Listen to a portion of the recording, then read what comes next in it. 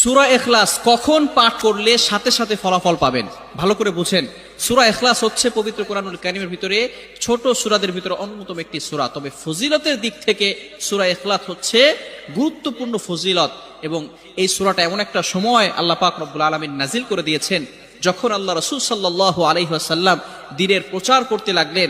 এমন সময় আল্লাহ পাক রব্বুল আলামিন এক আল্লাহর দাওয়াত দিতে লাগলেন।